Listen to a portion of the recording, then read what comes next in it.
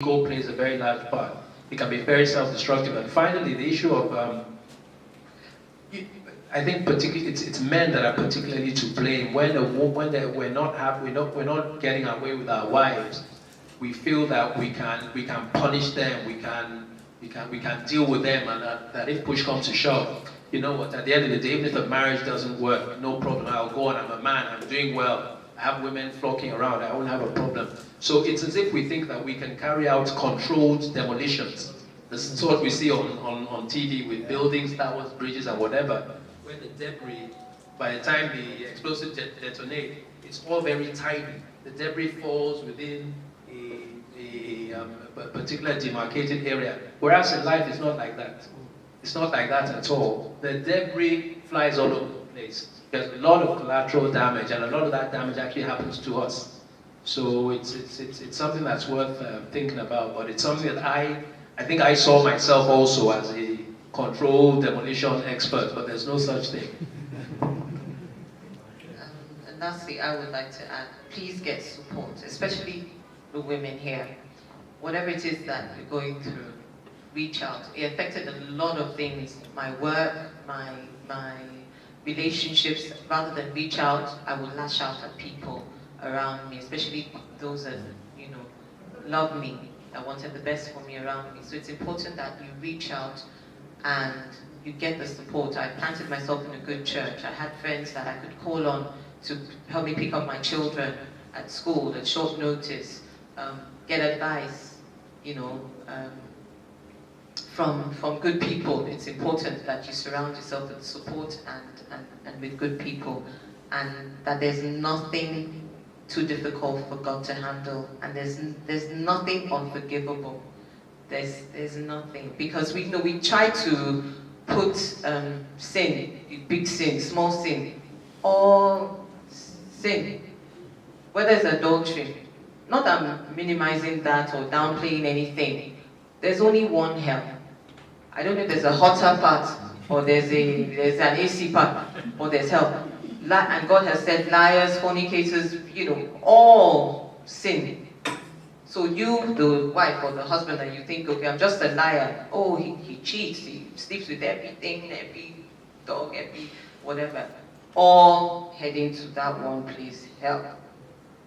So that's the truth. So, and, you know, people say, oh, do yourself a favor, forgive. Our journey has been about forgiveness. God's faithfulness, God's mercy, but a lot of forgiveness, a lot of openness and honesty. You know, especially when we came back together. I think it was a few months ago that Sheikh finally admitted, I had all the evidence, and he didn't admit it to me. He went on stage somewhere to say this thing about having an affair. When he came home, yeah.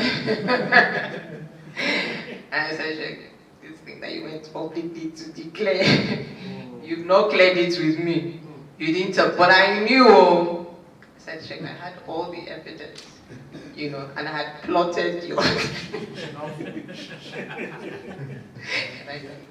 I will share something. One day, my brother here that says he tells good stories. One day, I discovered, I won't say how, I discovered rolls and rolls and packets of condoms. And I knew that, obviously. So, I mean, after sitting down on the floor and waiting for a long time, because that was like confirmation of, this man. Okay, so and I said, okay, it's not what it looks like. And I went past that and I was like, okay, at least, okay, he's using protection. And I thought, what will I do to teach this man a lesson, that I'm not a fool? So I remember that I had Tabasco sauce in our fridge. I don't mind. Yes. So, Tabasco sauce in the fridge. And we had been given, men, don't mess with your wives. And at the hospital, we've been giving, because I think one of the children had difficulty taking medication, so we've been given a syringe just to use. But they didn't remove the needle. They just gave me the whole pack, didn't test. I said, very good. It was a very thin one. And I sat and I said, okay, I'll just use this and puncture holes in all of them, as many as I could get my hands on. And put ad hoc salts in all of them and burn them. Make sure that thing that is looking for that passion, oh, you'll find it. You know, but I couldn't do it.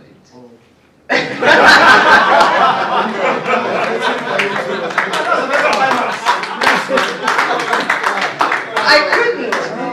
So I called my confidant and my best friend, my mom. We laughed about it. She was like that.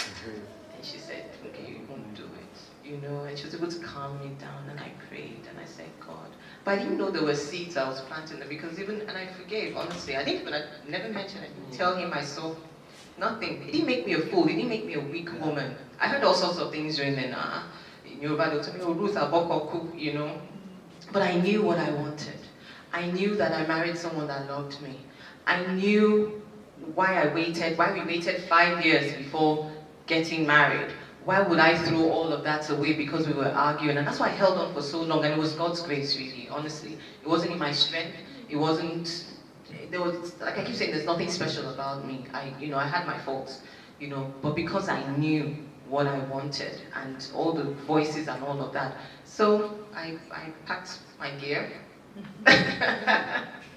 It was very hard, you know, but I knew that if I could have hurt people, I could have hurt him and whoever else, you know, and that wasn't me, that wasn't my nature.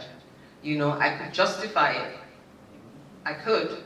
But, you know, it explains why, I don't know if you've seen this movie, I Love You to Death. It's a very old movie. I think Nicolas Cage was in it, and how a wife and a mother plotted just to teach the husband a lesson, and they put sleeping pills or something in a pot of, I don't know, it was ravioli or something. They made something, but the man, I think they planned to kill him actually, but it was like jokingly. It was a comedy. It was a true movie, a real life story. But he didn't die. So he didn't die. The sleeping pills, he was asleep, and then he would wake up and all of that. So they got someone to shoot him. But because the sleeping pills saved his life. He didn't die. But they went to jail, mother and daughter. But they ended up, he forgave her, and they got back together.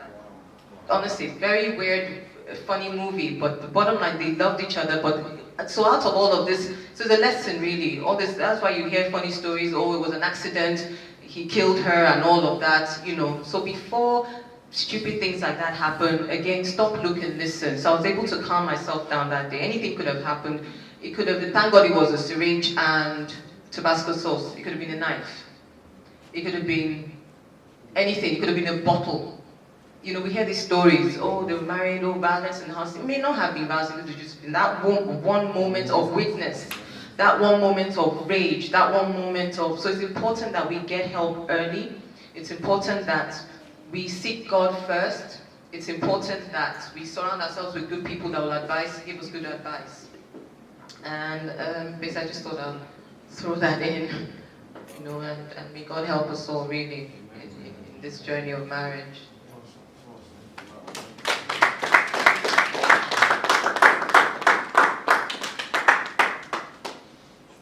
Come on, guys.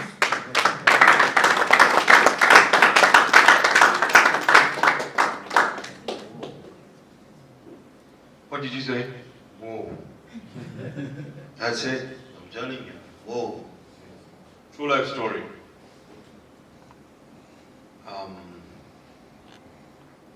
This is where we just sit back and just let it all sink in for the next few seconds. And then we'll carry on. I'm looking at the possibility of a breakout session. You know, with the guys, with the women, and you can talk for another 15 minutes. And then we can come back together and do a general Q&A. Is that okay? Is that okay? Yeah. Okay, all right. So let's have. Can I have like just a minute or? Okay, you want to say something? Yes. Okay, all right. Good afternoon, everybody. My name is Tinia Akirinjola. I want to thank the Adenijis. I always listen to Onimisi on the radio. I try to listen to him. We go way back. And when I tuned my radio to this station and heard the Adenijis telling their story,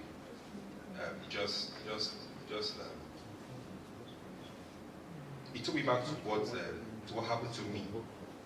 Mine didn't end on a good note like theirs. I was married in 2012, April, and my marriage didn't last 8 months. It just broke down, and there were signs from the early stages, even before the we tied the knot. But I thought after the wedding we could resolve these issues. I thought coming together, knowing that look, we don't have any other there's no way out. We're not boyfriend and girlfriend anymore. We are married. I thought that would solve the issue, but it didn't. I had how would I say it? I kept on having this issue of it's not my fault, it's hers. It's not my fault, it's hers. And I kept going, until it broke down.